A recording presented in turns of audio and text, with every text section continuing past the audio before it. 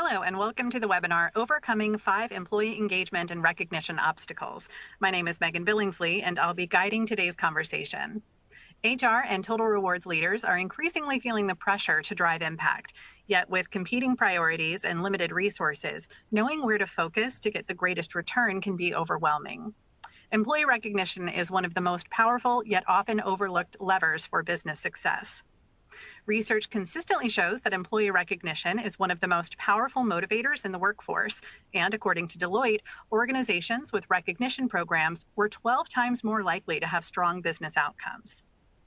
But designing a program that makes a difference isn't as simple as saying thank you. It requires strategy, buy-in, and engagement at every level. So how do you build a recognition and engagement program that excites employees and delivers measurable results? That's what we're here to uncover. In this webinar, we'll explore the 5 most common obstacles holding HR and total rewards leaders back from building and sustaining a meaningful employee engagement and recognition program. Whether you're launching a new program or refining an existing one, you'll walk away with steps to create a more connected and the momentum to get started. To get us there, here's a glance at what we'll discuss today. Using real-world examples and actionable strategies, our experts will explain common obstacles to gaining executive support and making the most of your resources. Before I introduce you to our speakers who have those answers, let's cover a few housekeeping items. At the bottom of your screen, you'll find some application widgets for your use. These widgets are all resizable and movable, so feel free to move them around to optimize your desktop space. The slides will advance automatically throughout the presentation. To enlarge the slides, click the Enlarge Slides button in the top right-hand corner of your presentation window. We encourage you to submit questions using the Q&A widget throughout the presentation. We will try to answer your questions during the webcast, but if a fuller answer is needed or we run out of time, it may be answered later via email. Please know we do capture all questions. And now I'm delighted to introduce you to today's speakers. First, we have Teresa Harkin-Schultz from Inspirus. Teresa leads the customer experience and product teams at Inspirus. She has spent her 25-year career in human resources, specializing in employee recognition, rewards, and engagement. Teresa, thank you for being here today. Thank you. And joining Teresa is Heather Harmon from University Hospitals, a nationally recognized healthcare system in Cleveland, Ohio. Heather is the current VP of Total Rewards and Organization Development at UH. She's been with the health system for 24 years in a variety of HR roles. Heather is responsible for ensuring UH's Total Rewards programs support the organization's employee value proposition, including building a strong culture of recognition. Welcome, Heather. We're looking forward to learning from you today. Thanks so much. Glad to be here. Thank you both for being here as well. And with that, let's dive in. So the data makes it clear, recognition and engagement can have a major positive impact on company performance. According to Gallup, having a highly engaged employee base can make organizations 23% more profitable and reduce absenteeism by nearly 80%. While the numbers are great, Teresa, can you talk about the impact of employee engagement and recognition in practice? Absolutely. Employee engagement and recognition play a critical role in helping companies shape their workplace culture. It can impact productivity and ultimately their overall business success. When companies place a value on appreciating people's behaviors, their culture will see higher rates of productivity and retention. Companies with employee recognition programs, according to Deloitte, see a 31% less turnover rate than those that don't. When you use recognition in your workplace, you're building trust with employees. When people see that you are watching what they're doing, that you are acknowledging their efforts, you create a trust that ultimately has them feeling good about what they're doing in the workplace. And they then are expelling more energy. They want to be more successful. They want to help the company meet its goals. And ultimately, they're giving more discretionary effort. When you are acknowledging employees to do their best and to be their best, they bring their best self to work. That then spreads because people are seeing and they start to mirror what others are doing, and it drives connections and fosters engagement amongst employees in the organization. Love to hear that. Thank you. Now, Heather, I know you have an existing recognition platform at university hospitals. Can you tell us about what that looks like? Absolutely. So our recognition program is called UH Appreciates. And really the program and the platform itself, we're striving to provide a lot of opportunities for our employees to recognize all kinds of things in the organization. So this could be anything from everyday life events. I had a baby, I moved into a new house, or it could be things that are going on at work. There's peer-to-peer recognition programs. We have leader-driven programs. And then, of course, a whole host of milestone and service recognition and special programs. So really, we're looking at a very holistic platform and program that gives everybody a little bit of everything. We find that the way we've structured our program really strives to build camaraderie across our system and deliver against our employee value proposition, of which recognition is really an important part. So, we're very pleased that people are telling us every day that the program is helping them do that. And so we know that, we're hitting home with the UH Appreciation Program. That's great to hear. Thank you. And naturally, employees, like the rest of us, want to feel seen. And when they do, employers will see results like that camaraderie and productivity that you both mentioned. But it doesn't happen overnight. So let's talk about what gets in the way. Silos are common, but they're also one of the biggest barriers to engagement. So, Teresa, how can HR leaders break them down?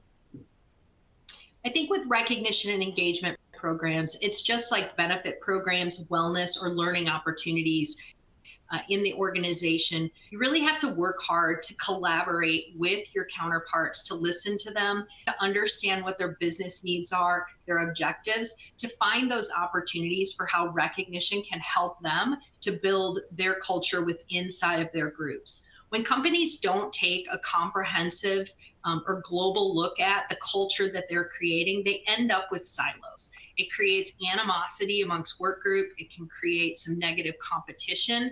And you really want something in your organization to bring people together. Local flavor and having people have some autonomy in how they are doing things, those are great. But at the end of the day, what you want to rest your laurels on as a company are those company values and the way that you treat each other and the way that you treat your customers. And so when you are listening to your counterparts and you're bringing them together to kind of understand their needs and look for the commonalities that may exist, listen to those naysayers, it's a great opportunity to really break down those silos so that you can bring people together so that they all get to experience positive reinforcement and recognition in the workplace. So, what are some ways that you would say employers can break those silos down? Yeah, it's a great question. One of the things that a lot of organizations do, especially using recognition, is that they look for opportunities to not only have those company-wide celebrations, but they allow for their departments to have celebrations and recognition opportunities that are meaningful to them. It's really a great opportunity from a silo perspective, especially when you look at cross-functional recognition, when people maybe that aren't together in the same location, or maybe they're in different departments, are starting to kind of reach across the aisle and they're recognizing people outside of that. Recognition can naturally help break down those silos because it gives us a common language and a framework in which we can thank and appreciate each other for what we're doing. I think another good example of breaking silos down in organization are really the employee networking groups and looking for people maybe that are ambassadors of change for recognition. I've seen many organizations lead ambassador networks of recognition champions, people that believe in recognition, who just want to create more opportunities and kind of make the good go around the business. Using those or some other ways to break down those silos and to really get the word out and let people know what's happening, what programs and tools are available, and the impact that it can have on their department as well as them personally. That's great advice, Teresa. Thank you. So, Heather, I'm curious what this looks like at university hospitals. You have 32,000 employees, so there are bound to be some silos there. How do you think your comprehensive recognition program helps? For sure. With 32,000 employees, it's very easy for silos to exist. And so, our footprint is quite large. Our employees are over across Northeast Ohio, and they could be in a small physician practice. They could be in a large hospital with 9,000 other employees, and they can be in a small ambulatory setting and everything in between. So as you can imagine, not everybody interacts with everybody every day and all the time.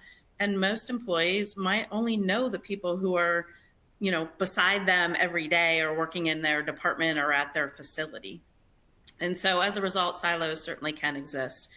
But we use the program in a number of ways to try and help break those down. So number one, I think recognizing the personal aspects of people's lives helps to naturally start breaking those silos down. But in addition, we use it to recognize things that happen across our footprint. So for example, we might have employees who are serving on committees together and they're not in the same department or at the same location. Or we might have ERGs or other groups that leverage the program for recognition. We have a ton of cross-functional teaming that goes on in our system, and it's another way to recognize those opportunities and get to know a little bit about the people that are part of that 32,000 workforce with you. And then we also have a number of special programs, I think, that contribute to breaking down those silos. So our CEO, as an example, leverages the program, which is fantastic. He uses it to recognize what we call everyday heroes. And these are people across the system who are going above and beyond in their work. They have an opportunity to be recognized, spend some one-on-one time with him, and are recognized through the UH Appreciates program as well. We also use it to help support some of our onboarding efforts. As an example, when new hires come into the organization, they're oftentimes assigned a preceptor. This is somebody who takes time out of their busy day to help support the learning and growth of a new hire. And sometimes this is somebody who doesn't work in their unit. They may work in a different unit, and so they're not working with those individuals every day. We recognize the preceptor in the UH Appreciates program, and that is also helping to break down silos because they're working with and supporting people from other parts of the organization. So it really does help to contribute to a broader knowledge and appreciation for people across our very large health system. Excellent. Thank you so much. I love all of those examples. And that also leads us into a related challenge for us to solve, which is that silos can lead to isolation, but that's not the only thing that can be isolating. A recent study found that more than 4 in 10 workers feel very or somewhat lonely at work. And those who do were 1.5 times more likely to be disengaged and 4.5 times more likely to struggle with productivity. Generational and demographic differences can play a role too. So as the workplace gets increasingly diverse and employers seek to embrace the benefits diversity brings, how can those employers use recognition to create bridges? Teresa?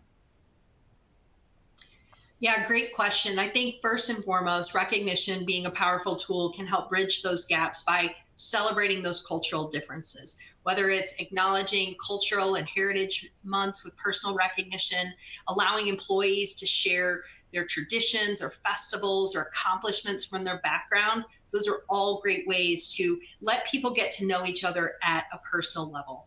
I think too, recognition programs being inclusive, having multiple formats and ways that whether it's verbal praise and presentation that might be happening at a team stand-up or a scrum meeting in the morning, to those written acknowledgments that are being sent, and being aware of what do people prefer in that mix so that you are acknowledging their personal preferences in that mix. Also, with recognition, it's a good opportunity to recognize those mentors and some of those other initiatives that may be going on in the organization that are looking to remove bias. It could be reinforcing those that participate in some of the training classes or education and learning opportunities to make aware, what other people's beliefs are and how they work. And I think lastly, it's really so that recognition can help reinforce that belonging. There's nothing worse than feeling like you don't belong, or that you're not part of a team, or that people aren't listening to you and your contributions. So breaking down some of those silos and those barriers, getting to know people at a personal level, you understand how they work, how they think, and this ultimately creates a more collaborative relationship. And it's easier to do this. This really starts for many companies at that onboarding process. Heather mentioned, getting assigned a preceptor, letting employees in the organization, when they join your organization, know that recognition is important. And here is the ways that we are recognizing each other, and that you now are empowered to recognize your colleagues, sends a clear message to them. This is something we value. This is something we believe in. It was Maya Angelou that once said, people will forget what you said, but they'll never forget the way that you make them feel. And to me, that really sums up the power of recognition, because it's not the words, it's the fact that I took the time out of my day to acknowledge, to appreciate, and to recognize the efforts of somebody else. And we have so many opportunities each day to do that. And the more we can do it in the workplace, the more collaborative our environments become, the more inclusive they become. Employees trust that employer value proposition, and ultimately they are then looking to stay with the organization longer and give more of their discretionary effort to get their work done in a way that will deliver business results. Yeah, that is a great quote and great advice. So Heather, how does University Hospitals use recognition to create connection? Well, we really start with how our program is grounded, and that's in our core values. So you see belonging up on the screen, and Teresa mentioned it as well. Belonging happens to be one of our core values. And so we really take our core values and we embed them into the UH Appreciates program. And, those core values then translate into some of the programs that we have developed in the tool. Compassion is another one of our values. And so compassion every day happens in a healthcare organization. Everybody is used to thinking about compassion, however, and how our employees exhibit compassion to our patients and the families we serve. But compassion with each other is equally as important. And our recognition program allows us to recognize that core value of compassion, but this time with each other. And that's a really important component for us. If we're compassionate with each other, we're going to be even more compassionate with our patients and our families. So we've built programs around that. It helps to create a better connection with why we're here every day and a better connection with each other. I'll go back to onboarding. That's a really important thing for us. And we really are working on our onboarding program and experience with new hires. And a lot of this is to make sure that we are helping to create a sense of connection and belonging with our new hires from the moment they accept an offer with UH, all the way through, frankly, their first year of employment. And so we've built some programs within the platform to help us do that. But we've created a welcome program. It recognizes people on their first day of employment, and then it recognizes them within their first 90 days again. We want them to feel that connection of belonging, but we also want them to engage in the platform. And by pulling them into the platform from day one, this helps send them a message that recognition really is an important part of our organization. And we want to create that level of excitement and engagement in the platform so that they can continue to connect with others. Yeah, those are great examples of how recognition can create connection, particularly how you're bringing it into the employee experience from day one. So thank you, Heather. Of course, as many HR leaders know, gaining enthusiasm for a benefit doesn't always happen naturally, especially at the top. So how do we turn passive leaders into active supporters? Heather, let's start with you for this next obstacle. Yes, one of my favorite topics. So, let's face it, some senior leaders are just awesome at recognition. They do it regularly, they're consistent, they're specific, they do all the things that we want them to do. But not every senior leader is like that. And so, we have to work on it. And we still continue to work on it. And we do it in a number of ways. One of the first ways that we do it is to try and remove barriers that might exist that to, doing recognition on a consistent and frequent basis. And what we found is we can leverage the platform to help us do that. So one of the features that we have is a delegation feature, and we leverage it.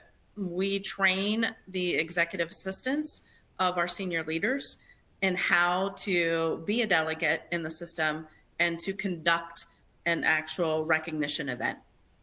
Now, this does not make the recognition any less authentic. It is still recognition that comes from the senior leader.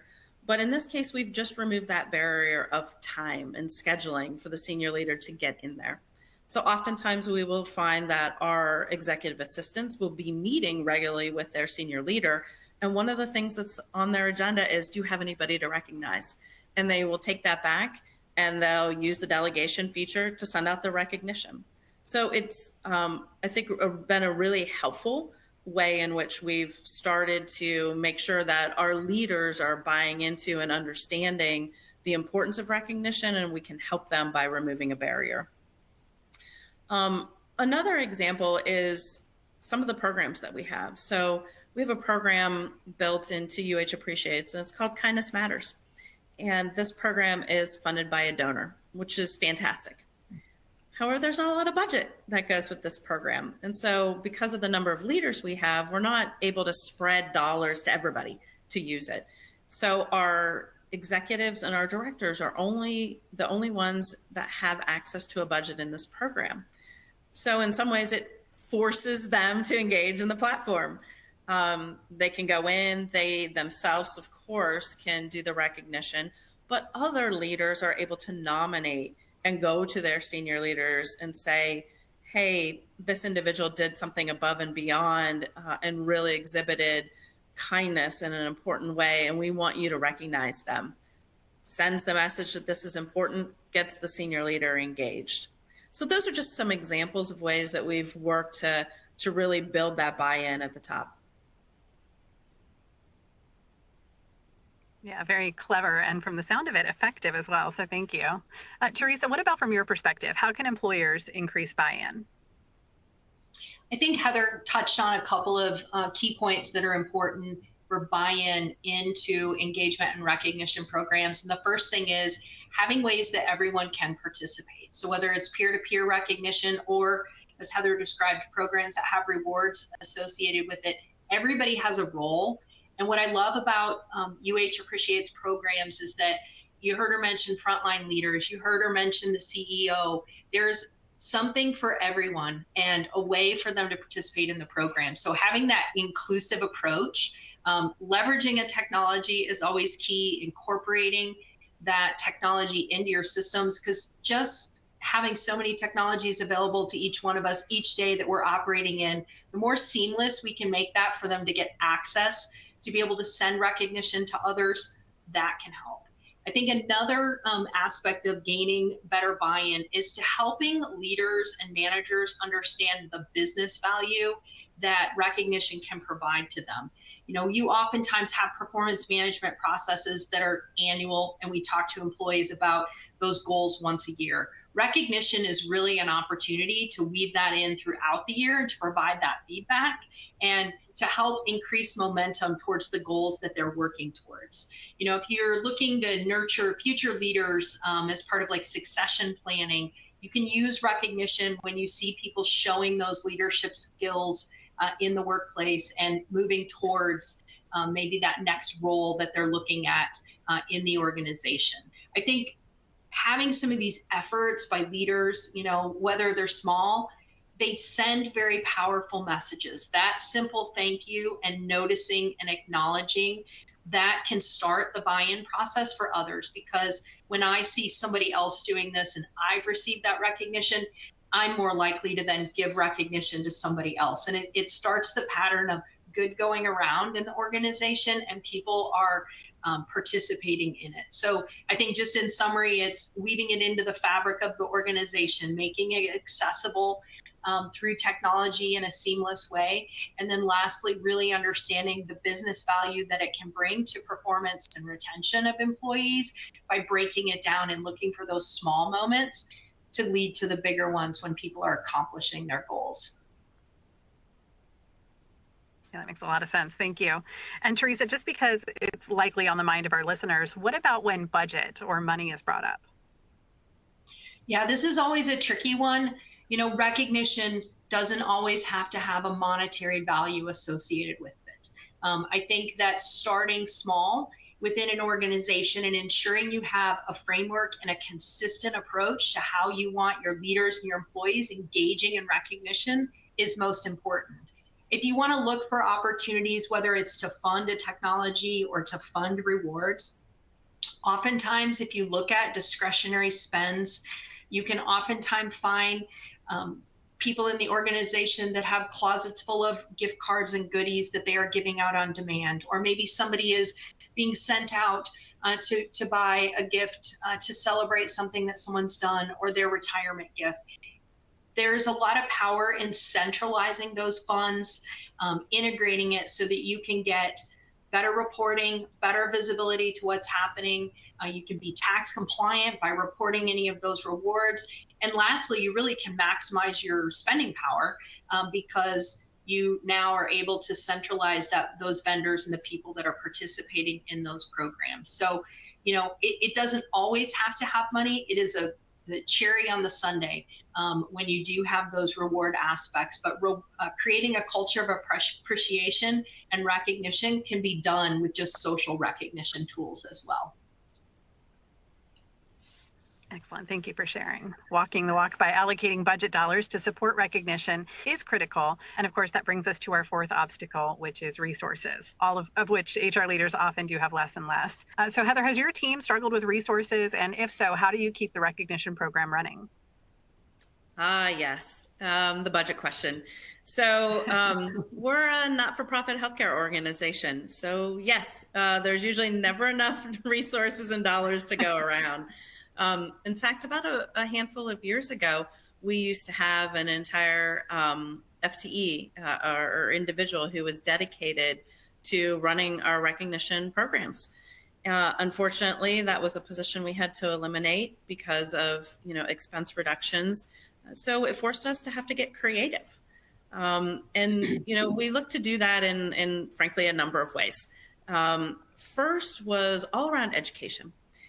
We found that we wanted to make sure that our leaders and our employees really understood our recognition program and how to use the platform.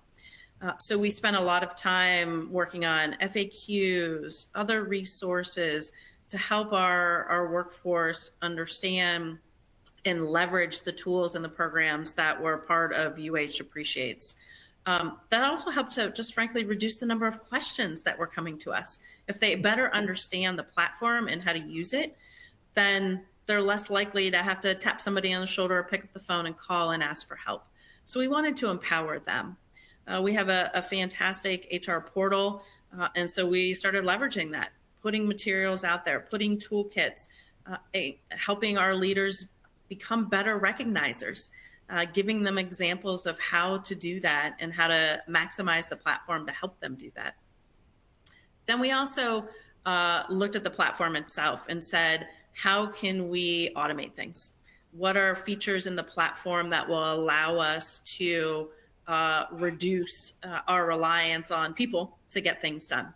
And this required things like looking at the data that we send to Inspirus on our files and making sure that all of the information that we should be sending is sent.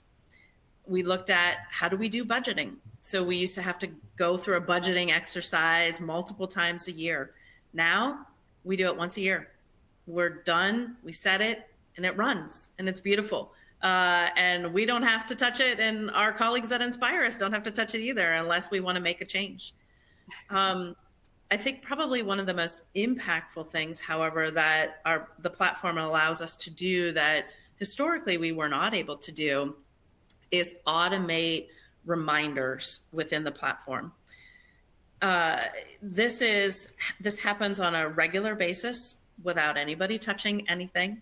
It reminds our leaders and our employees that they have points to spend every month. And if they haven't spent them yet, they get a nice little gentle reminder and a nudge. Hey, you've got points to spend. Please go out and use them. this has really improved utilization of many of the programs in our platform just by a simple automation. And last but not least, I want to give a lot of credit to Inspirus because we're also leaning on them and their customer support team. They are the experts in the platform that they are delivering to us every day. And we're encouraging our employees and our managers, if they need help, pick up the phone and call. Inspirus customer service is there and ready to take the phone calls and wants to take the phone calls. So please, by all means, if you need help, just ask. It's only a phone call away. So those are some of the examples and ways in which we had to get creative with the resources that we have. And we're going to continue to partner with Inspirus to find more ways in which we can leverage the platform, automate things, and make the experience user-friendly and easy. Excellent tips. Thank you so much for sharing. So Teresa, what advice do you have for HR and total rewards professionals with tight resources?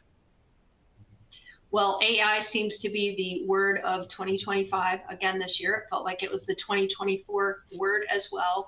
I think, Heather hit the nail on the head. The more that you can utilize automation and reminders within your recognition platform to help your leaders to recognize even those small moments of birthdays and service anniversaries, allowing employees to have follower networks so they are notified of others in the organization that maybe they've worked with on teams.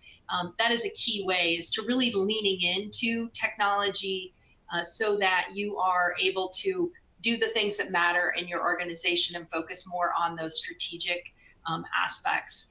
I think another concept too is to make sure that you're weaving recognition into practices that already exist within the organization. Heather's hit on a couple. Onboarding.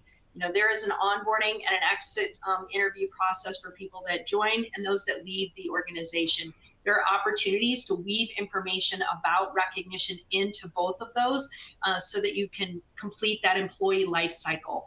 I think another opportunity is most teams or departments will have team meetings. There may be a leadership conference every year. These are great opportunities to take a moment and to share stories about recognition. I know one of the features that I like to use for team meetings is we have a team view where I'm able to look at what has happened within my team. And being a distributed team all over the United States, it really gives me as a leader a picture of how my people are impacting others, and I'm able to weave that in and to recognize them for that. There's other HR activities to lean into, whether it's wellness, holidays like Employee Appreciation Day, Customer Service Week. Hospital systems have Nurses Week and Lab Technician Week and Phlebotomist Week, and the list goes on. All of those are moments, though, that we're not talking about the money or the funds. We're talking about the impact that we have to be able to recognize them for those that can naturally occur. So the more that we can weave these into things that are already happening that we know and create those habits, we're not building things from scratch. Yeah, those are all great ideas that can be replicated and scaled based on the size of the organization. And with that, we've arrived at our final obstacle. So Teresa, let's stay with you. Before the webinar, we chatted about a Gallup analysis that showed employee engagement requires consistent, frequent action, and that annual or even quarterly rewards aren't enough to improve worker performance. So what would you say then is enough? It's a great question. It really goes back to being able to touch employees. So I've been practicing and working in the recognition field for close to 25 years now. And in the early years, we used to say that if you could touch an employee that was 4 times a year, that was great. That number has tripled and quadrupled, where employees really need that constant reinforcement and recognition so that they know that what they're doing is meaningful to the organization. And some of this is dynamics of different generations in the workplace, what they prefer, how they want to work. Just don't save it for those annual employee reviews. We talked a little bit about that earlier. It's really taking the time for all of those moments and being able to make recognition just fit into the process of what you're doing, taking a natural interest in your people, both personally and professionally. It will help them get their job done easier because they feel appreciated by you. I love how we're connecting the dots on what makes recognition programs truly effective. So, Heather, how do you keep recognition fresh and relevant at university hospitals? Sure. Well, I think one of the things that really helps is that we have a very social platform, and we haven't always had a social platform. But, in today's social media world, employees are very used to, being able to like and follow and comment. And transitioning to that type of a platform for us last year really helped to build, I think, the relevancy, if you will, of recognition at UH. One of the other things is making sure that recognition, as Teresa's touched upon, stays consistent and frequent. And one of the tools that we really leverage and we encourage our leaders to embrace is the manager dashboard. The manager dashboard is fantastic. At a glance, leaders can go in and easily see, what recognition have I sent? What recognition have my employees and my direct reports sent? What recognition have they received? And maybe they can identify at a glance, wow, I have a handful of employees that report to me who haven't been recognized recently. Maybe it's within, the last month or the last 14 days or the last 7 days. It's very easy to see where there are opportunities just by looking at that manager dashboard to connect and recognize employees. So it gives that opportunity for leaders to maybe close gaps more quickly because those resources are at their fingertips. The other thing I would encourage people to do to ensure that their recognition programs stay fresh is to make sure you take the time to talk to your employees, ask them, and really listen to what it is that is meaningful to them from a recognition standpoint. As an example, when we transitioned to a new platform, one of the pieces of feedback that we received was about our peer-to-peer recognition program. Employees love the program, but when we transitioned to an upgraded platform, the budgeting around that program had to change as well. It was a little bit different. And as a result, employees felt that they were more restricted in providing that peer-to-peer recognition. And while we always point out that, the monetary aspect of recognition isn't everything, that there are non-monetary ways with wonderful e-cards and things like that to recognize their peers, we kept hearing the feedback. So we had to take a step back and listen. And one of the things that we did was, while we don't have an unlimited budget, we were able to partner with Inspirus to change how we put the increments in the system. So now the budget's the same, but employees can still provide monetary recognition, but now in different denominations. So instead of only one option, they have multiple options. So maybe those increments are smaller, but that's okay with them as long as they're able to provide more frequent and regular peer-to-peer recognition. So it's just a small example, but I think an important one to say, if you want to keep your programs fresh and aligned with employees' expectations, you have to take the time to ask them and to really listen to what's important to them. Excellent. Thank you. And for our listeners, to help you keep fresh ideas coming, you'll find in the resources section of this portal an infographic with 30 fun and creative ways to show appreciation to your employees for their hard work and contributions. And you can click to download it now. So before we get into our Q&A, I do want to ask you both, what is one step listeners could take today to improve their engagement and recognition tomorrow? Teresa? Sure. So I think one of the things that has a powerful impact is to create a small habit around recognition. Find that time on a weekly basis where you are able to focus and acknowledge others, whether it's through your technology platform or you are, sending cards or handwritten notes out to individuals or letting people know that you're thinking of them. Just creating that small habit and repeating it and doing it will start to embed that within your organization. I think the second tip that I would have here too is with your program, make sure that you have a way for everyone to be involved. I've seen too many programs over the years where managers are the only ones that can recognize in the system, or leaders are the only ones that can recognize. Empowering people to recognize each other for whether it's personal or professional things that are going on, there's a lot of power in that, and it lets them know that you value their input and that you trust them to do these things. And so I would say to really look at not limiting who can give recognition. Excellent. Heather? For me, it would be go out and find out what's important to your employees. Oftentimes, I think employers and HR departments just make the assumption that they know what is important to the employee as far as recognition goes. Several years ago, we did just that, actually. We conducted a formal employee preference survey, and we asked our employees a whole bunch of things about a lot of different employee value proposition and benefits that we offer. And there was an entire section on appreciation.